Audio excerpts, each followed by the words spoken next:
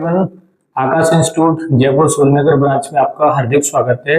और मैं आज थोड़ा सा डिस्कशन करने जा रहा हूँ अबाउट द नीट काउंसलिंग। जैसा कि स्टूडेंट आपको पता है कि नीट का रिजल्ट डिक्लेयर हो चुका है और सबसे ज्यादा जो आज जो क्वेरी आपके अंदर जो आ रही होगी वो काउंसलिंग के रिगार्डिंग आ रही होगी। तो सबसे इम्पोर्टेंट बात तो ये है कि इस काउंसलिंग के रिगार्डिंग बिल्कुल भी मिस गाइडेंस कहीं से आपको नहीं लेना है, बहुत अटेंशन होने की जरूरत है। और अब वो कुछ टाइम के बाद में जैसे कि expected first week of August आपका जो काउंसलिंग शेड्यूल शुरू हो जाएगा, तो उसके अकॉर्डिंग आपको क्या क्या करना है तो उसके लिए मैं आपको शॉर्टली बता देता हूँ। जैसे कि सबसे पहले हमारा ऑल इंडिया काउंसलिंग जो काउंसलिंग का जो पार्ट है वो स्टार्ट होगा first round of all India counselling, जिसमें आपको पता है कि 15% जो सीट्स जो सारे स्टेट से जो ली जाती हैं जिससे एक ऑल इंडिया कोटा तैयार होता है। और ये डोमिसाइल फ्री काउंसलिंग होती है, मतलब राजस्थान का कैंडिडेट है वो किसी भी स्टेट में जा सकता है with in 15% fraction of this seat. तो सबसे पहले आप एक रजिस्ट्रेशन करेंगे, रजिस्ट्रेशन के बाद में फिर वो चॉइस फिलिंग का जो क्राइटेरिया रहेगा तो अपनी रैंक के अकॉर्डिंग अपन को करना है। इसमें बहुत ज्यादा गाइडेंस की जरूरत होती है कि अपन को रैंडमली नहीं करना कि अपन बहुत सारे बच्चे टॉप कॉलेज या बॉटम कॉलेज की तरफ एक सीक्वेंस फॉलो करते हैं, वो नहीं किया जाता। हमें अपनी रैंक के अकॉर्डिंग एनालिसिस करना होता है जैसे हमारी रैंक कहाँ स्टैंड कर रही है। अब जैसे टॉपर की बात करेंगे, टॉप 500 जो ऑल इंडिया रैंक या टॉप 1000 ऑल इंडिया रैंक वाले बच्चों के लिए तो एक टॉप कॉलेजेस का जो टॉप 5 कॉलेजेस का जो क्राइटेरिया रहता है, जैसे एम्स दिल्ली आ गया, then MEMC Maulana Azad medical college, then AIIMS Jodhpur, AIIMS Bhopal Rishikesh और UCMS Delhi university college of medical sciences, तो ये क्राइटेरिया रहता है। लेकिन अगर हम बात करेंगे कि जो बिलो रैंक वाले जो बच्चे या मीडियम रैंक वाले जो स्टूडेंट्स होते हैं तो उनके लिए एक कॉलेज का एनालिसिस, यानी हमारी लास्ट ईयर 2025 नीट में क्या हमारी क्लोजिंग रैंक रही थी, है ना, किस कॉलेज की क्लोजिंग रैंक क्या है वो अपन को बहुत अच्छे से चेक करनी है। और बहुत सारे बच्चे इसमें क्लोजिंग रैंक फर्स्ट राउंड या सेकंड राउंड की चेक करते हैं, तो मैं आपको बोलना चाहूंगा कि अपन को थर्ड राउंड की क्लोजिंग रैंक को चेक करना होता है।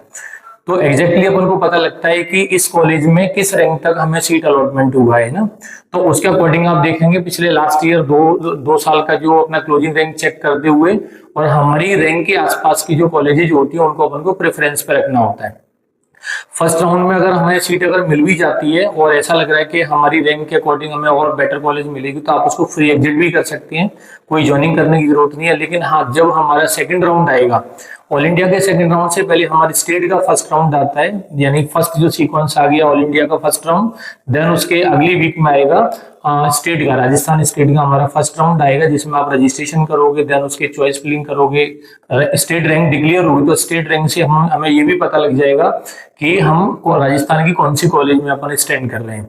तो उसके अकॉर्डिंग ही अपन को डिसाइड करना है। मान लो हमें कॉलेज अगर राजस्थान में भी अलॉट होगी, इंडिया की ऑल इंडिया काउंसलिंग की हमने फ्री एग्जिट दे दिया वहां से, और स्टेट में अपन को मान लो कोई फॉर एग्जांपल कोई कॉलेज अगर मिल जाती है, जेएलएन अजमेर मिल जाती है, आरएनटी उदयपुर कॉलेज मिल रही है, किसी को एसएन जोधपुर कॉलेज अलॉट हो रही है, या इवन एसएमएस भी अगर अलॉट हो रही है, और अपन को लग रहा है कि हमें अगली काउंसलिंग हो सकता है अपन को ऑल इंडिया के through AIIMS Rishikesh, AIIMS Bhopal, AIIMS Jodhpur के चांसेस बनते हैं, तो आप ये भी फ्री एग्जिट ले सकते हैं।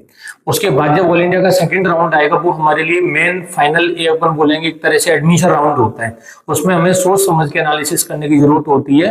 तो उसमें अगर अपन को कॉलेज अलॉट हो जाती है तो वो अपन को रिपोर्टिंग देना जरूरी होता है। अगर आप वहां पे रिपोर्टिंग नहीं देंगे तो आप वहां से काउंसलिंग से आउट हो जाओगे, एग्जिट कर दिए जाओगे और आपका जो सिक्योरिटी अमाउंट होता है वो फॉरफिटेड हो जाता है।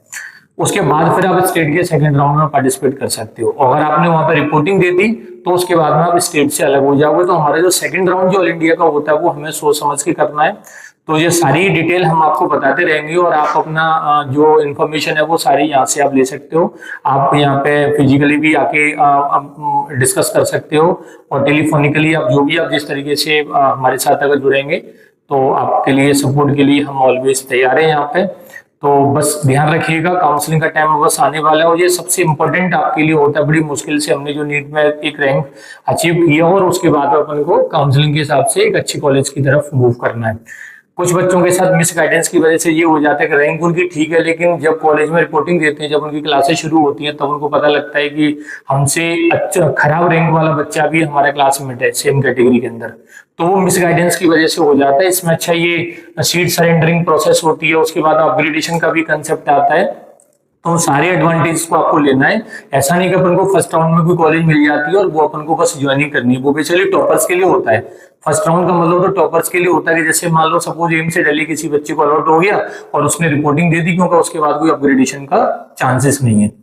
तो इन सारी चीजों को अपन को ध्यान में रखना है। अपग्रेडेशन किस तरीके से कराना है, क्या क्या रिक्वायरमेंट होंगी वहां पे, किस किस तरीके से क्या है, तो वो आप एक बार हमसे जरूर डिस्कस कीजिएगा। तो इसलिए हमने एक शॉर्ट मैसेज आप लोगों के लिए तैयार किया है कि हमारे स्टूडेंट्स या अदर देन आकाशियन जो भी हैं उनको कहीं कोई प्रकार का मिस गाइडेंस ना मिले। तो wish you all the best, best for your NEET counselling. Aware रहिएगा, अटेंशन रहिएगा और हमारे टच में रहिएगा। तो wish you all the best. Thank